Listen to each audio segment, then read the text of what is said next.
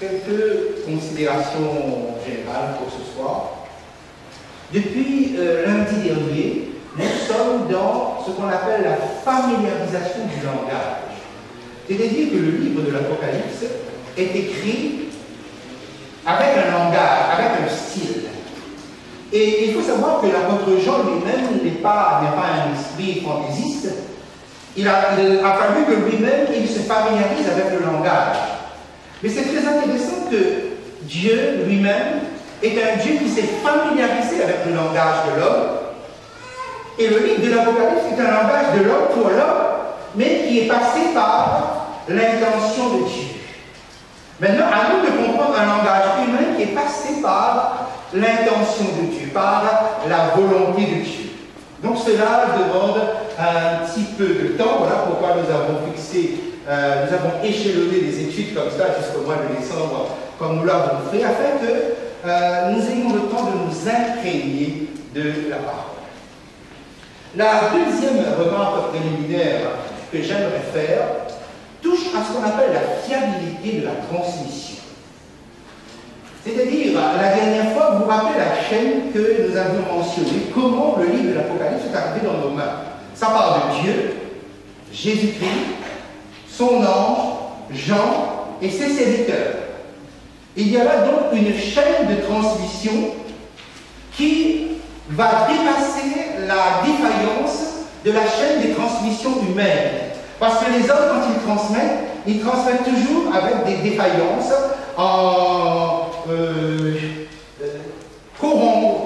on va dire corrompre, je cherche un mot peut-être plus précis, on finit par tordre le sens des mots comme le sens de la communication. Il y a un jeu que les jeunes font de temps à autre qui s'appelle le téléphone arabe ou téléphone chinois.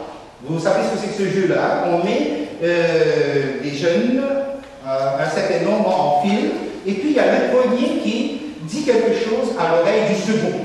C'est un message. Et le second doit transmettre ce qu'il pense avoir compris, et ainsi de suite jusqu'au bout. Et arrivé au bout, celui qui est en fin de ligne doit dire à haute voix qu'est-ce qu'on lui a transmis. Et la plupart du temps, c'est tout à fait l'inverse de la phrase qui a été prononcée au départ. Et ce petit jeu-là a pour objectif de montrer combien la transmission humaine des informations est une transmission bien souvent corrompue. Parfois, c'est tout le contraire même qui a été dit, parce que les hommes sont comme tels.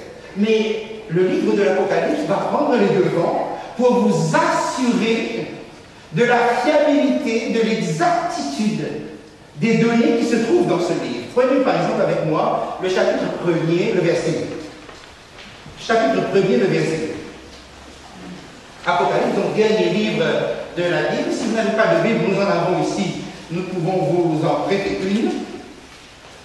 Chapitre 1er, verset 2. Regardez comment, au verset 2, après que Jean ait parlé de cette transmission qui va de Dieu jusqu'à l'Église, verset 2, lequel, Jean, il parle de lui, Jean, si vous regardez le dernier mot du verset 1er, lequel a attesté la parole de Dieu et le témoignage de Jésus-Christ, tout ce qu'il a vu.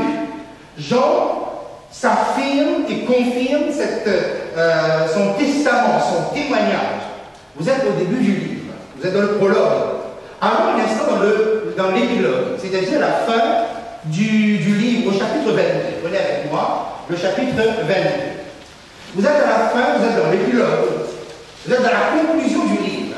Et regardez le nombre de personnages qui vont intervenir pour confirmer, attester la fiabilité des paroles qui se trouvent dans l'Apocalypse. Verset 6. C'est l'ange. Il est question de l'ange. C'est l'ange qui est en train de parler à Jean. Verset 6. Et il me dit, c'est-à-dire l'ange me dit, ces paroles sont certaines et véritables. Et le Seigneur, le Dieu des esprits des prophètes, a envoyé son ange pour montrer à ses serviteurs les choses qui doivent arriver bientôt. Attestation de l'ange. Verset 8.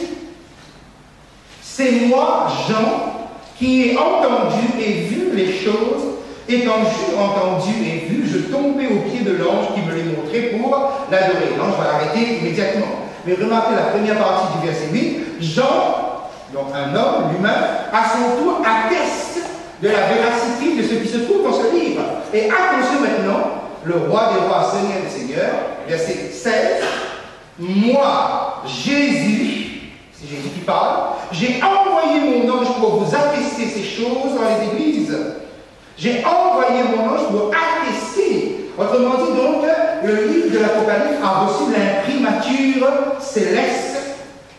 Et c'est le seul livre qui se termine par un avertissement. Et c'est assez singulier pour être relevé. Regardez le verset 18. Je le déclare à quiconque entend les paroles de la prophétie de ce livre. Si quelqu'un y ajoute quelque chose, Dieu le frappera de fléau écrit dans ce livre. Et si quelqu'un retranche quelque chose des paroles du livre de cette prophétie, Dieu retranchera sa part de l'arbre de vie et de la vie sainte décrit dans ce livre. C'est un avertissement qui est terrible.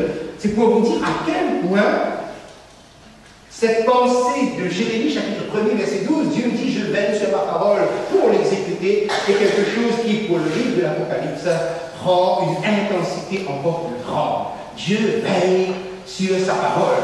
Autrement dit, la révélation que vous avez dans les mains par le livre de l'Apocalypse, est authentique et authentifiée par Jésus-Christ lui-même, par Jean, l'écrivain, par l'ange qui a fait l'intermédiaire. Donc voilà pour la fiabilité.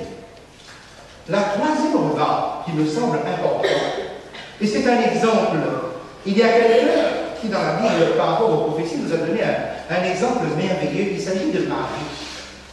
Marie, la maman humaine de Jésus, celle qui devait lui fournir une éducation. Marie qui va devoir suivre un plan par inspiration, va aussi entendre et recevoir des prophéties. Et il faut savoir que Marie était quelqu'un qui ne comprenait pas toutes les prophéties qu'elle entendait sur Jésus. C'est quand même assez particulier que la personne la plus concernée humainement qui a donné la vie, qui doit justement parfaire cette éducation humaine pour que Jésus, en tant qu'humain, réussisse son ministère terrestre, cette personne ne comprenait pas tout. Mais il y a quelque chose que la Bible nous dit concernant Marie que je trouve très intéressant. Par exemple, lorsque les bergers sont venus, ils ont parlé. Le texte nous dit Marie gardait toutes ces choses et les repassait dans son cœur. Marie gardait toutes ces choses, même si elle ne comprenait pas tout, et elle les repassait dans son cœur.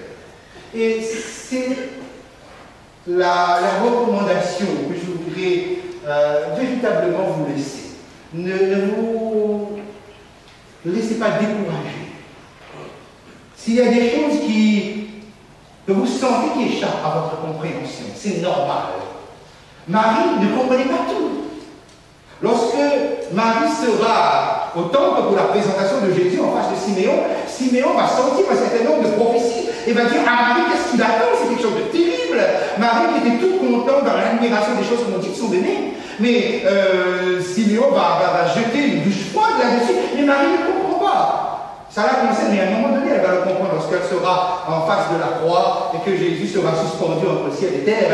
Elle va saisir, elle va pleurer, elle va crier, elle aura mal. Et bien souvent, vous savez, les prophéties se complètent dans nos expériences. Plus tard, lorsque Jésus a 12 ans, Jésus parle à ses parents. Et le texte nous dit, mais ils ne comprenaient pas ce qu'il leur disait. Cependant, il leur restait soumis. Sa mère gardait toutes ces choses dans son cœur. Et c'est une recommandation que je voudrais vous faire. Nous ne comprenons pas tout, mais vous pouvez le garder dans votre cœur. Et vous pouvez les passer et les repasser dans votre cœur. Parce que, et c'est ça la puissance de Dieu, même ce qu'on ne comprend pas peut devenir une véritable consolation. Et Dieu le fait exprès pour que votre expérience vous amène à la maturité spirituelle dans ce que vous savez de la parole de Dieu. Il n'a pas voulu qu'aucun esprit humain ne puisse comprendre véritablement l'étendue, la profondeur, d'un coup comme ça, la profondeur des prophéties. Non, on le comprend par expérience. Comme Marie qui va comprendre dans la douleur ce que signifiaient les paroles de Zacharie. Et quelquefois, c'est cela aussi. C'est jeter dans l'expérience que les paroles de la prophétie deviennent claires à nos yeux. Voilà donc 3 recommandations, 3 considérations qui me semblaient importantes afin que vous ne soyez pas découragés. Ok? Alors je vous propose donc que nous puissions reprendre notre texte et reprendre votre guide là. C'est ici le prologue, comme vous le voyez ici. Nous sommes donc dans le chapitre 1er que nous avions commencé la fois passée. Nous sommes dans la familiarisation du langage de l'Apocalypse. Alors, vous pensez, nous sommes dans la familiarisation. Prologue. Dans le prologue, on a lu ces versets la fois passée. Vous les avez encore pratiquement bien frais dans votre esprit. Vous avez la présentation du peuple. Et là, Dieu va utiliser le chiffre 3. Le chiffre 3 pour la présentation du peuple, 3 c'est un chiffre qui est collé à la perfection du Seigneur, qui est collé à la sainteté de Dieu. Et ce chiffre va être utilisé pour présenter le peuple. C'est-à-dire donc nous allons avoir une compréhension de la notion du peuple de Dieu par le chiffre 3, mais par étapes. Regardez, vous vous rappelez le verset 1er, on a dit ses serviteurs, le verset 4, les églises, et le verset 6, un royaume des sacrificateurs. Nous avons donc une compréhension par étapes. 3, parce que 3 c'est sur le chiffre de Dieu. 3 c'est ce qui nous ramène à la personnalité, à la perfection de Dieu. Mais regardez bien maintenant. Qu'est-ce que ces notions, sur quoi ces notions nous induisent véritablement? Regarde, c'est quoi l'Église? L'Église c'est un royaume et des sacrificateurs. La chose est révolutionnaire d'emblée. Pourquoi? Parce que qui fait partie de ce royaume? C'est vous. Qui sont ces prêtres, ces sacrificateurs? C'est vous. Et là, nous constatons qu'en fait, que à partir de ces paliers-là, la manière dont Dieu nous révèle la notion de son peuple, c'est qu'il n'y a pas de distinction de personnes sacrées à l'intérieur de l'Église. Autrement dit, si vous voulez, l'Église n'est pas hiérarchisée avec des personnes qui sont sacrées, c'est-à-dire qui ont une essence sacrée parce qu'ils ont une fonction sacrée, et des personnes qui sont laïques. Autrement dit, donc, la distinction clergé-laïque est immédiatement abolie si tout le monde est prêtre, tout le monde est sacrificateur. Cette distinction clergé-laïque ne se trouve pas. Vous êtes sacrificateur. Et cela révolutionne les choses. Pourquoi? Parce que c'est ce que l'apôtre Paul, au fond, ici, on est dans une confirmation de ce que l'apôtre Paul disait, c'est que vous êtes le temple de Dieu. Vous êtes le corps qui habite le Saint-Esprit. Qui se trouve être sacré dans l'Église? Non pas un prélat, non pas un dignitaire, mais tous ceux qui passent par le salut en Jésus-Christ. Vous êtes sacrés. Vous êtes le temple du Saint-Esprit. Chacun de vous. Du coup, donc, ça abolit les distinctions. Et c'est le Saint-Esprit qui va gérer l'Église en fonction des dons. Des dons ne rendent pas quelqu'un supérieur à l'autre. Les dons permettent simplement à quelqu'un d'exercer une charge à la place de Jésus-Christ. Donc il n'y a pas une distinction de sacré et non sacré entre les personnes, il y a simplement un respect des différentes capacités qui existent au milieu de nous. Tout le monde n'est pas chef. Mais si quelqu'un est conducteur, si quelqu'un est chef, la Bible va vous dire respectez vos chefs. Non pas en tant que personnes sacrées, comme s'ils ont une onction qui les différencie des autres, il y a bien une mise à part, mais qui les qualifie en tant que chef ou en tant que conducteur. Donc apportez-leur le soutien, apportez-leur le respect. Mais chacun de vous, vous êtes dans ce royaume, chacun de vous, vous êtes sacrificateur. Donc, quelque part, en nous révélant, en apportant les choses de cette façon, dans cette structure, Dieu va abolir, va apporter un certain nombre de révolutions. Comment faut-il concevoir l'Église, non pas comme une hiérarchie, mais comme un ensemble d'individus qui sont sacrificateurs et qui travaillent au service d'un maître. Ok, pour cet aspect-là. Et le chiffre 3, qui est normalement le chiffre de Dieu, est joint ici à l'Église comme étant sur la terre le reflet de ce qu'est Dieu. Voilà pourquoi le chiffre 3 est utilisé ici. Là, nous sommes dans la familiarisation de ce langage. Passons à la présentation de la divinité. Nous sommes toujours dans le prologue. Vous vous rappelez, nous avons eu l'occasion de lire ces versets ensemble. Nous sommes dans les versets 4, les versets 5. Le livre de l'Apocalypse donc propose la grâce, la paix de la part d'eux, et on nous présente le Dieu trinitaire. Le Dieu trinitaire, lorsque vous le regardez de près, c'est 4 de la part de celui qui est, qui était et qui vient. Vous avez ici le Père. Vous avez 3 attributs. Donc non seulement vous avez un Dieu en 3 personnes, mais aussi vous avez chaque personne composant la divinité se trouve aussi avec 3 attributs. Pas certains personnages. Par exemple, le Père, vous avez 3 attributs. Celui qui est, qui était, qui vient. Le Saint-Esprit, on parle de 7 esprits. Le Saint-Esprit a 7 attributs ici.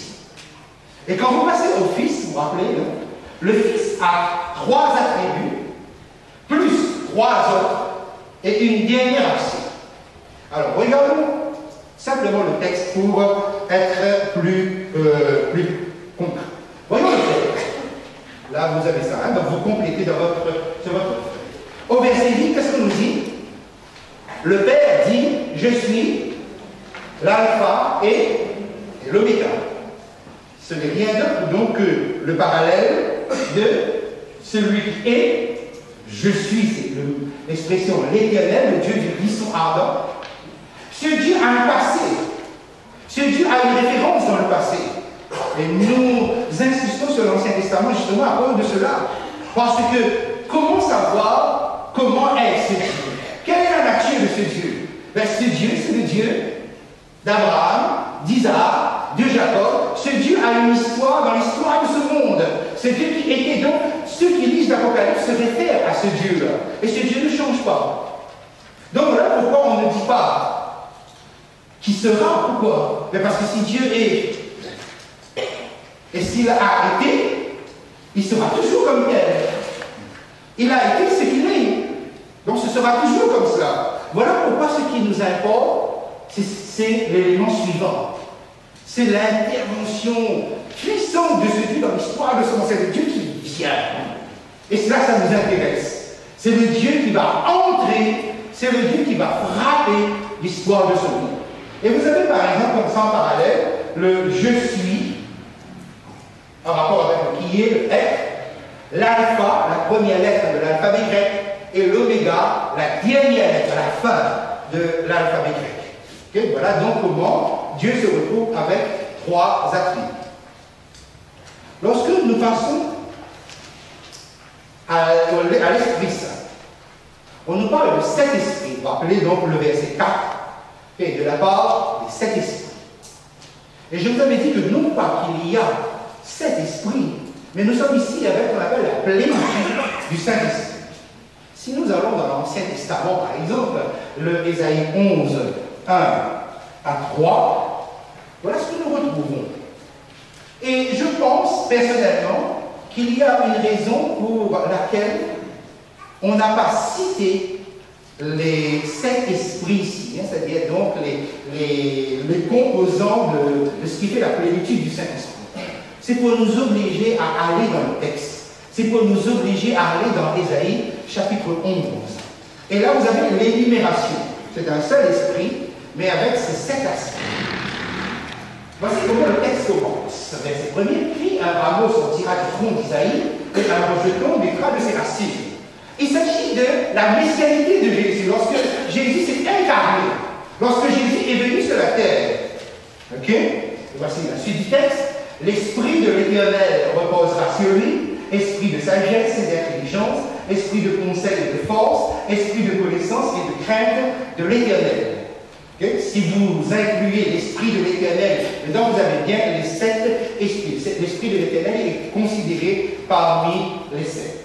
Il respirera la crainte de l'Éternel, verset 3, il ne jugera point sur l'apparence, il ne prononcera point un oui-dit. Vous complétez sur votre feuille. Voilà, vous avez les 7 esprits qui sont ici soulignés. Remarquez bien ça.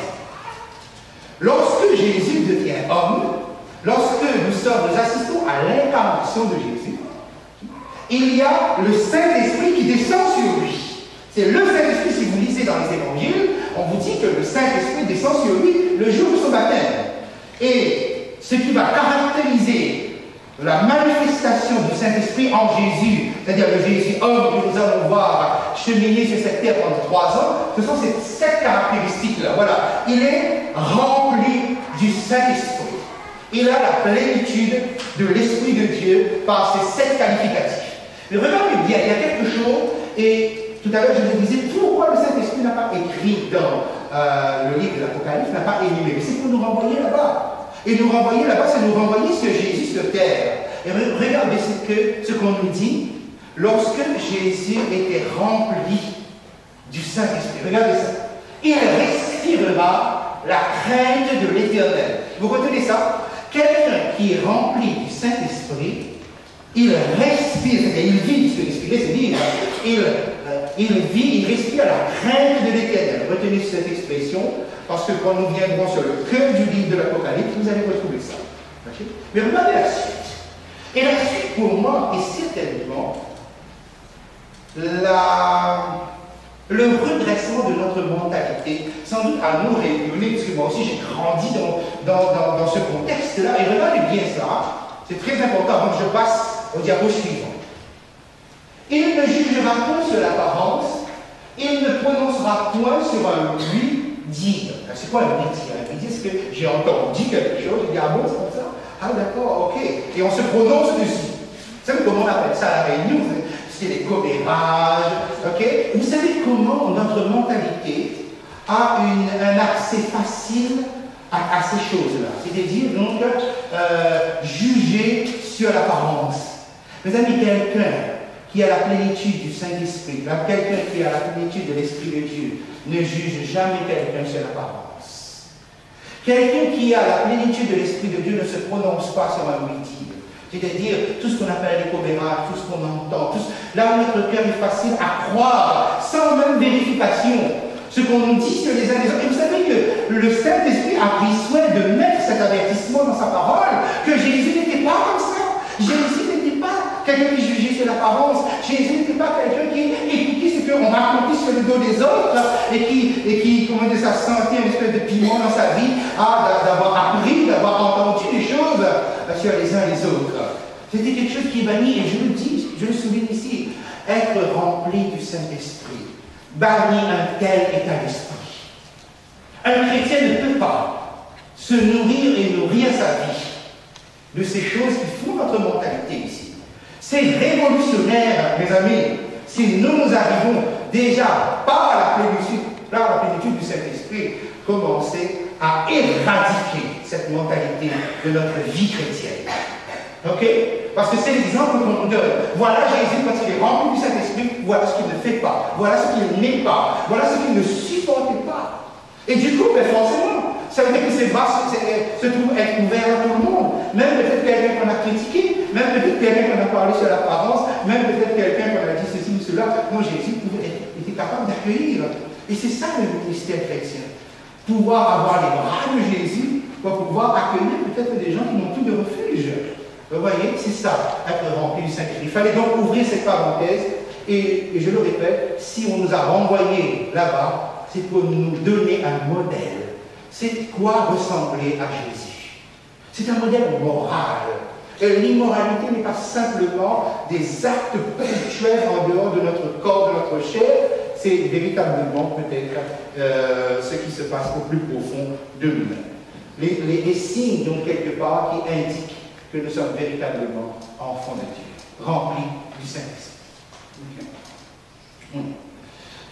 Le livre de l'Apocalypse arrive sur Jésus maintenant. Si vous prenez l'Apocalypse chapitre 1er, donc nous arrivons sur le Fils, et nous avons fait ressortir que le Fils est placé en 3e. Alors que généralement on dit le Père, le Fils et le Saint-Esprit, ici le Fils est placé en 3e. Et vous avez ici, versets 5 et 6, donc une révélation plus grande, de la part de Jésus-Christ, le témoin fidèle, le premier-né des morts et le prince des rois de la terre. Vous avez donc sur votre feuille ici ce qu'il y a à compléter. Voici comment on nous présente Jésus, c'est l'identification. Le témoin fidèle.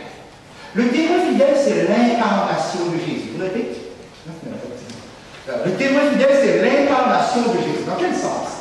C'est-à-dire que, vous voyez, Jésus va nous montrer combien l'incarnation, le fait de devenir humain, l'incarnation ne constitue pas un obstacle à la fidélité du témoignage sur Dieu. Et c'est quoi Dieu? Dieu c'est douceur, Dieu c'est amour, Dieu c'est patience, Dieu c'est compassion, Dieu c'est discrétion, Dieu c'est aussi puissance, Dieu c'est pouvoir. Dieu, vous voyez, il va refléter dans son humanité le témoignage fidèle. Il va refléter dans son incarnation le témoignage fidèle de Dieu. Quel témoin fidèle? Premier élément.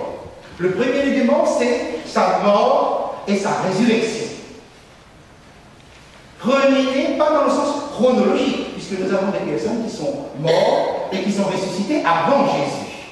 Prenons par exemple le cas de Moïse, qui est mort, et Moïse est ressuscité pour l'éternité, tandis que Lazare est mort, mais Lazare est ressuscité pour un laps de temps. Lazare meurt de nouveau, et Lazare va être ressuscité lorsque Jésus reviendra. Okay? Donc, il y a avant Jésus des personnes qui sont mortes et qui sont ressuscitées, qui sont entrées dans l'éternité. Le premier ici, ce n'est pas dans l'ordre chronologique, mais c'est la prééminence de Jésus-Christ sur toute chose. Remarquez bien ceci, et c'est pour ça, j'aime Jésus, vous savez, ou particulièrement dans sa discrétion. Regardez bien, Moïse est mort et ressuscité avant. Vous avez des apôtres, des disciples qui ont fait des miracles, plus que Jésus n'a fait des miracles. Et Jésus même a dit à ses disciples, vous en ferez bien plus. En intensité, mais c'est extraordinaire, que l'ombre même de quelqu'un qui passe pouvait guérir des malades. Ok, donc, des gens après Jésus ont fait des miracles, plus que Jésus, donc plus extraordinaire que Jésus. Et Jésus ne prenait jamais ombrage de cela. Je vais vous dire quelque chose qui est très important, parce qu'on lui a donné le titre de premier, la prééminence. De toute façon, quand Jésus arrive, il a toujours la première place. Chose que Lucifer ne pouvait pas accepter. Qu'un tel Dieu lui donne tant de possibilités d'être aimé, Jésus arrive et hop, tout se passe. Il prend la première place. Okay? Vous savez, Moïse est ressuscité, mais Moïse n'a pas le pouvoir de donner la vie. Moïse n'a pas le pouvoir de la résurrection. Les disciples faisaient des miracles même plus grands, plus extraordinaires que les miracles que Jésus faisait, mais les disciples n'avaient ni puissance ni pouvoir de faire des miracles. Ils n'avaient pas ça en eux, tandis que Jésus a ça en lui. Voilà pourquoi, même si Jésus nous donne de pouvoir faire des choses plus grandes que lui, de toute façon, quand il arrive, on se retrouve en ce monde même pouvoir, même en guérison. Okay? Donc, le premier élément indique sa mort et sa résurrection. Le prince des rois de la terre. Le prince des rois de la terre, c'est-à-dire donc la royauté suprême. Ici, il s'agit d'un titre qui a été usurpé par quelqu'un. Jésus est bien le prince des princes. Mais cette royauté a été usurpée. Et je vais vous dire une chose que jusqu'à aujourd'hui, quand on pose la question, mais Jésus est prince des rois de la terre. Mais quel roi? Je n'ai pas connaissance que François Hollande, Angela Merkel, ou voire même le prince de Monaco, ou la reine Elisabeth, on a fait le jubilé encore tout récemment, pense à Jésus et rend à Jésus la gloire qui lui revient. Jésus est le prince des rois de la terre, mais cette royauté n'est pas reconnue. Cette royauté n'est pas exprimée par les grands de ce monde. Mais cette royauté est donc reconnue et exprimée par qui? Regardez les trois suivants. Puisque on a trois. Trois, c'est le chiffre de Dieu. On a dit c'est le chiffre de la perfection de Dieu. Les trois premiers nous permettent d'avoir Jésus dans son identification. Les trois autres, c'est Jésus dans son action. Et qu'est-ce que vous avez? À celui qui nous aime. Ce que Jésus ressent pour nous. À celui qui nous aime. C'est l'amour de Jésus. Qui nous a délivrés de nos péchés par son sang. C'est ce que Jésus a fait pour nous. Son action pour nous. Et qui a fait de nous un royaume de sacrificateurs. C'est ce que Jésus a fait de nous. Okay? Il a fait de nous un royaume de sacrificateurs.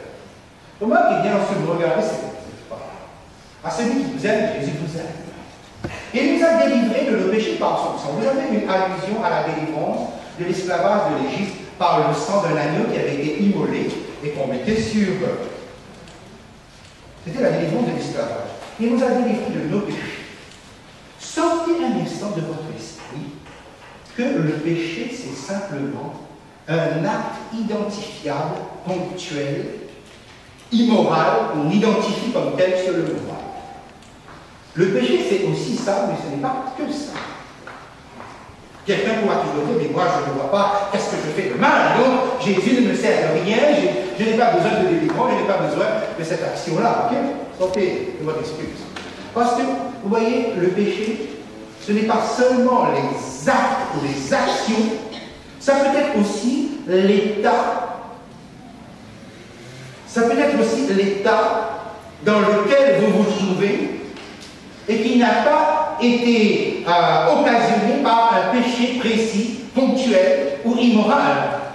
Vous pouvez vous retrouver dans une situation extrême. Que veut dire péché dans le mot hébraïque Hamasia? Hamasia veut dire manquer le but. Il est possible que vous trouviez dans une condition d'existence où vous avez l'impression d'un ratage de l'existence, d'un ratage de la vie. Dès lors que votre vie n'est pas en phase avec ce Dieu, vous pouvez vous retrouver dans un type d'esclavage, dans une situation où, c'est quoi l'esclavage? L'esclavage, c'est que votre vie n'a plus de sens. Étant privé de liberté, vous êtes privé de tous les droits. Donc c'est comme si il n'y a plus d'orientation. Vous êtes complètement désorienté. Et lorsque on nous dit que Jésus nous a délivrés, c'est-à-dire que Jésus va racheter notre vie comme elle est. Et croyez-moi, on n'est pas obligé de commettre des actes mauvais pour dire « Ah là là, je suis rien, je ne vaux rien, etc. » Ça peut arriver, effectivement. Mais quelquefois, sans tout cela, nous nous retrouvons avec une vie complètement paumée, complètement ayant raté son but. C'est ça le sens du péché. La notion du péché, c'est que Christ va aussi vous délivrer d'une situation où plus rien n'a de sens dans votre vie. C'est ça. C'est l'expérience que nous pouvons faire aussi avec. Donc, pas simplement l'acte ponctuel, immoral, identifiable, mais aussi une vie dans son ensemble. Et là, on dit, il a fait de nous un royaume et des sacrificateurs. Je vous ai dit tout à l'heure, Jésus est le prince des rois de la terre, parce que c'est écrit en haut. Mais qui sont ces rois de la terre?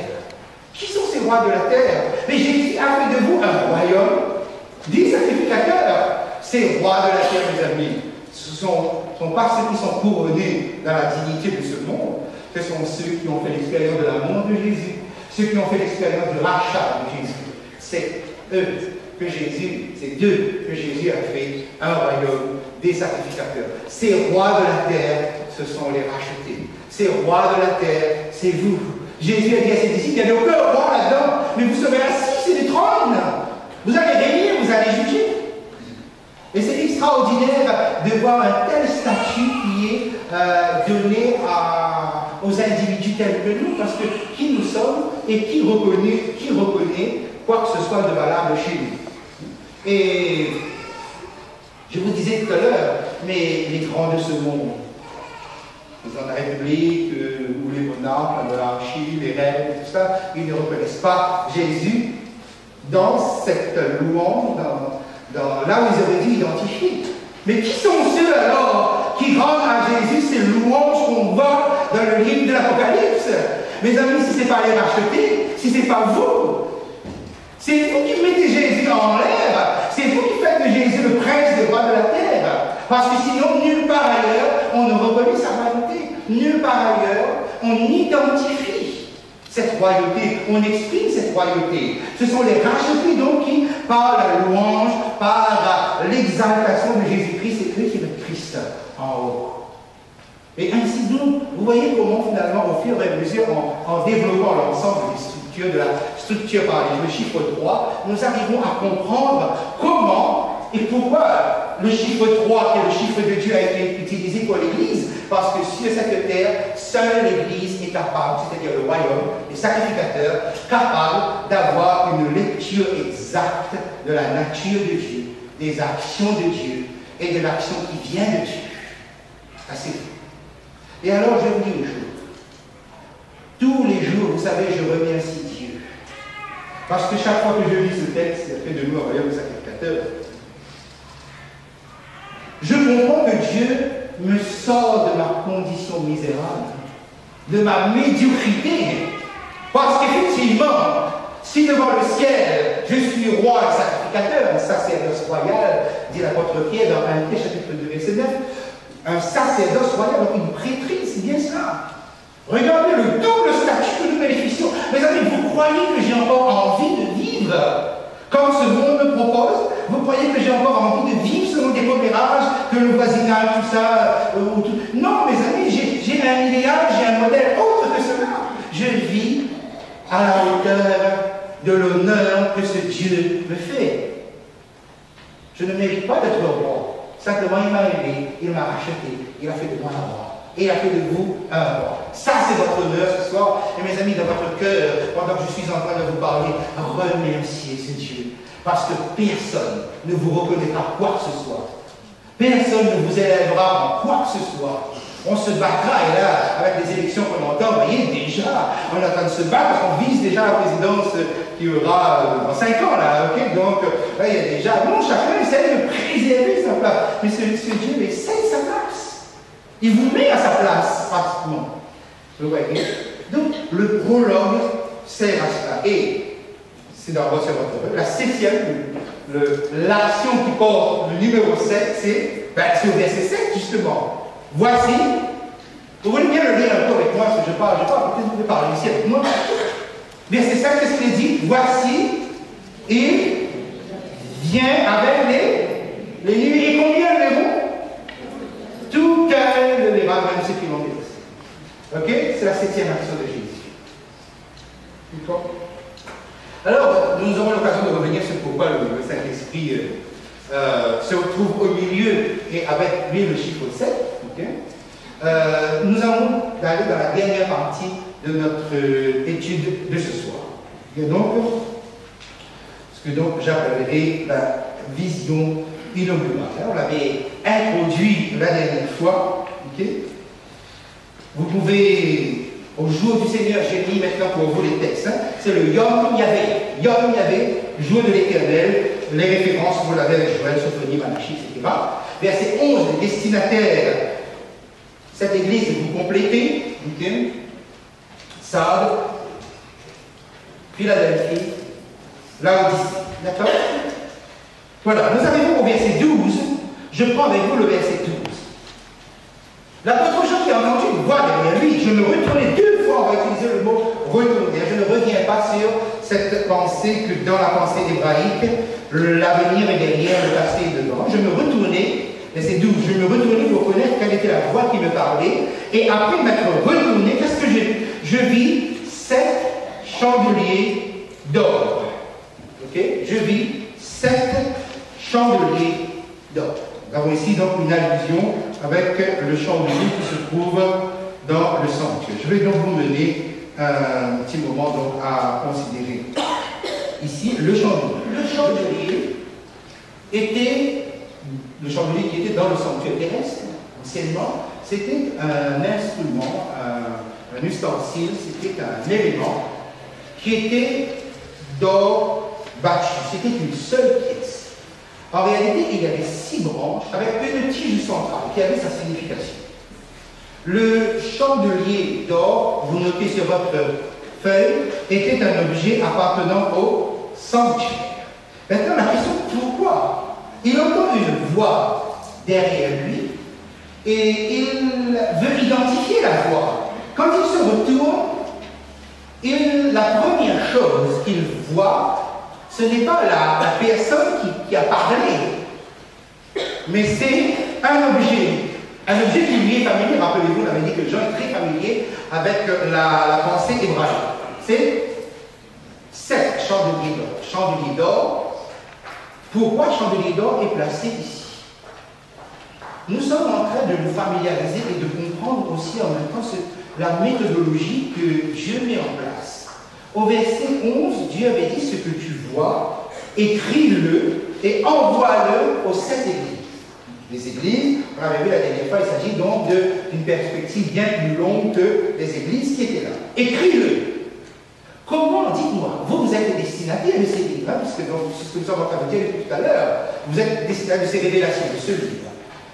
Comment allez-vous comprendre un livre qui sera écrit dans un langage symbolique? Comment Dieu compte-t-il s'y prendre qu'il dit à Jean, écris. Mais écris comment?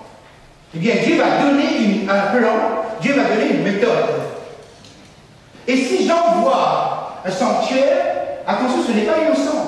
Vous aussi, vous êtes concernés par cette vision d'un sanctuaire, particulièrement de cet outil qui est là, de cet objet qui est là, okay, qui l'intéresse au plus haut point. Pourquoi? Parce que bien, les observateurs, et lorsque vous lisez d'ailleurs l'ensemble du livre même, vous ne tardez pas à constater que le livre est écrit sous forme de chandelier, a une structure sous la forme de chandelier, de candélabre, okay, comme je l'ai écrit ici. Okay. Vous allez compléter ce que je n'ai pas mis. Alors, voici comment se structure le livre et comment, par un système de renvoi, okay, en se modelant sur le chandelier à 7 branches, il nous est possible de pouvoir faire des références ou des renvois pour interpréter. Prenons par exemple, vous savez, je vous ai dit, le chandelier était une seule pièce et avait en fait 6 branches qui se rejoignent. Et quand vous regardez l'ensemble du livre, la façon dont le livre est révélé, vous avez bien un prologue. Bon, nous l'avons étudié, nous l'avons regardé de près. Et lorsque vous lisez l'épilogue, vous constatez que l'épilogue est la réponse au prologue, le complément et le renvoi au prologue. Donc le prologue, l'épilogue, va quelque part nous permettre de mieux comprendre encore la pensée de Dieu. Lorsqu'on avance dans le livre, vous avez la partie dite des promesses de Dieu. Lorsque vous allez à l'avant-dernière partie du livre, la partie qui précède l'épilogue, vous avez la réalisation de ces promesses qui sont ici.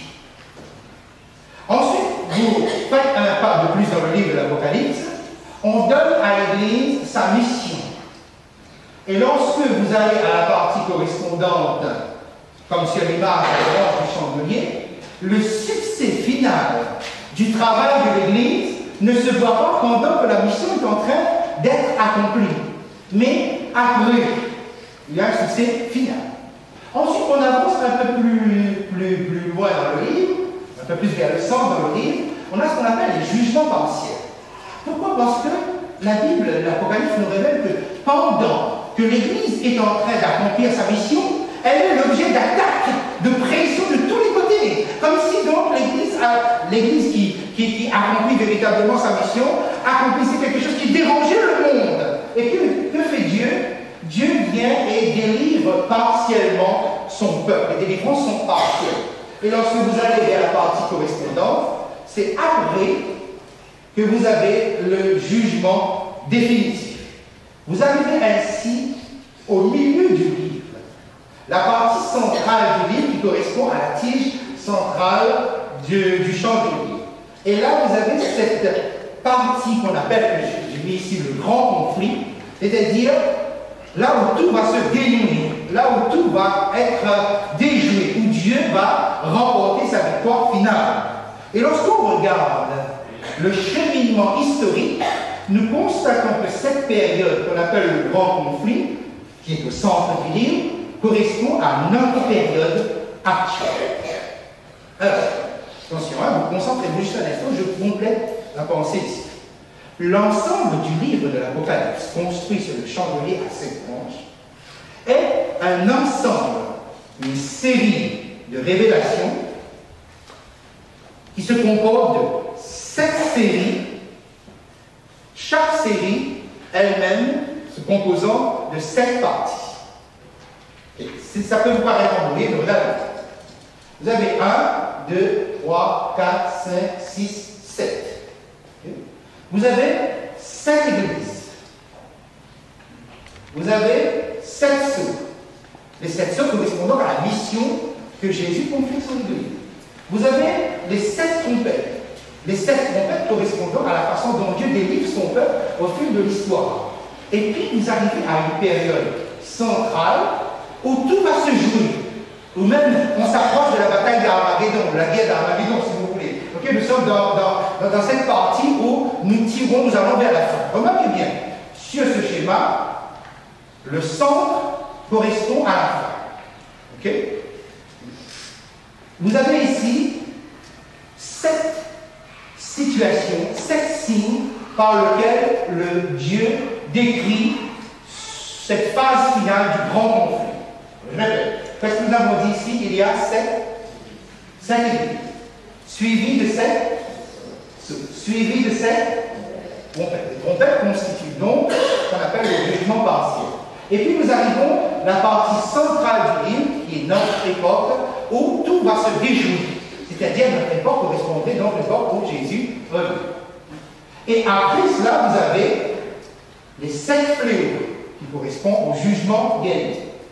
Ensuite, vous avez les 7 victoires du peuple de Dieu décrites dans ce succès final.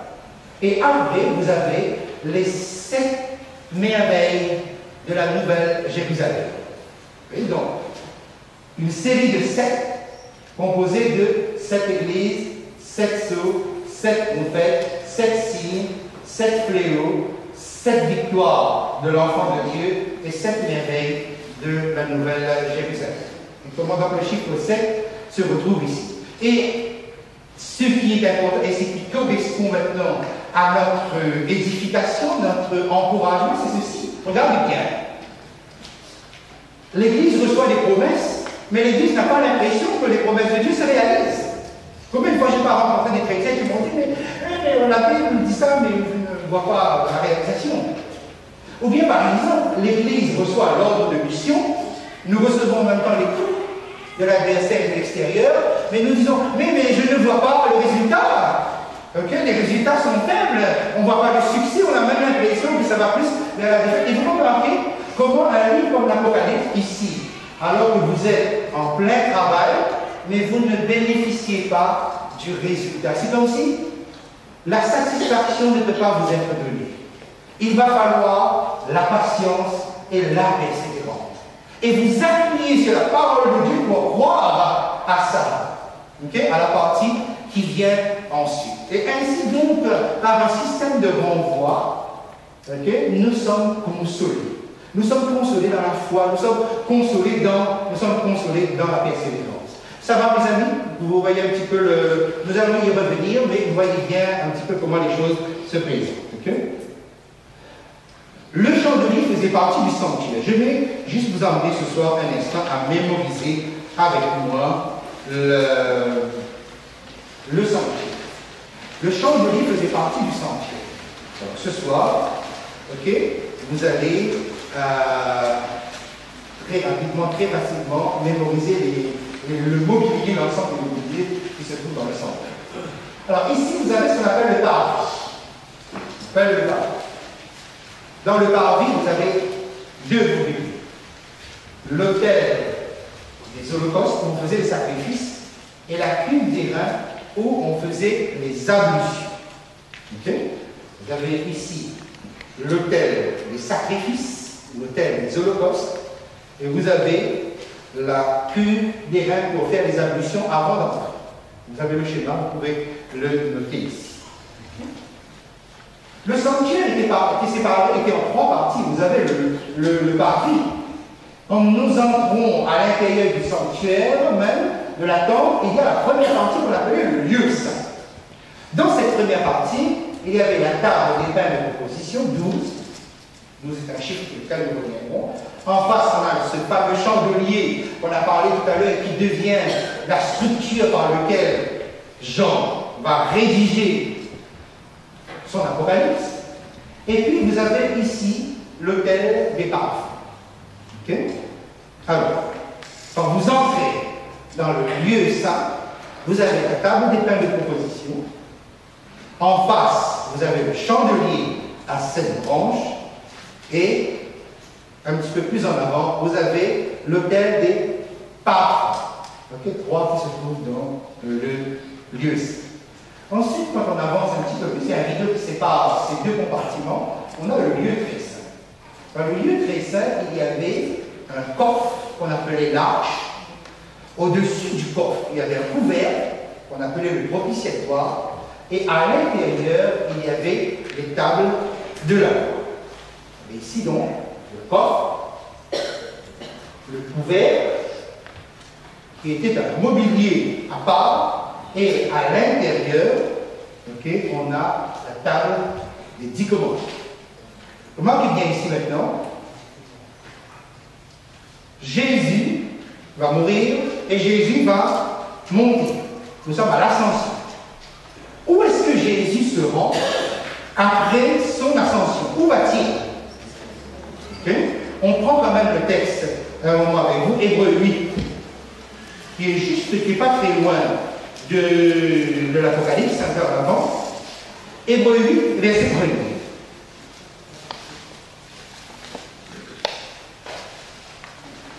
Où est-ce que Jésus est allé? Et remarquez bien, il a fait une promesse extraordinaire à ses disciples dans Jean 14, verset 1er à 3, que votre cœur ne se trouble point, croyez en Dieu, croyez en moi. Voici, je vais vous préparer une place. Et lorsque je m'en serai allé, que je vous aurai préparé une place, je reviendrai. Donc, en ajoutant ce texte, on peut comprendre que Jésus est en train, en ce moment, de nous préparer une place. Alors, le texte, où se trouve-t-il? Verset 1er. Le point capital de ce qui vient d'être dit, c'est que nous avons un tel souverain sacrificateur qui s'est assis à la droite du trône de la majesté divine dans les cieux, comme ministre du sanctuaire et du véritable tabernacle qui a été dressé par le Seigneur et non par un homme. Le chapitre 9, le verset 24. Car Christ n'est pas entré dans un sanctuaire fait de main d'homme en imitation du véritable, mais il est entré dans le ciel même afin de comparaître maintenant pour nous devant la face de Dieu. Le fait qu'il soit entré dans le ciel même devant la face de Dieu, à la droite de Dieu, correspond à un sanctuaire qui existe dans le ciel. Donc Jésus, donc vous écrivez ici, Jésus se trouve donc dans le sanctuaire céleste. Okay? Jésus, après son ascension, se trouve dans le sanctuaire céleste. Okay? Maintenant, quand vous regardez le livre de l'Apocalypse, j'ai mis ce schéma-là pour vous. Vous retrouvez cette série, cette église, cette signe du grand conflit, cette fléau, cette victoire sur Babylone et cette merveille de la nouvelle Jérusalem. Lorsqu'on regarde le livre de l'Apocalypse, eh bien, qu'est-ce qu'on voit? En introduction de chaque série, de chaque cycle de cette, vous avez un événement dans le sanctuaire céleste. On vous met d'abord dans le ciel, dans une vision, dans le sanctuaire céleste, et ensuite, on vous ramène sur la terre par une vision, par un cycle de vision.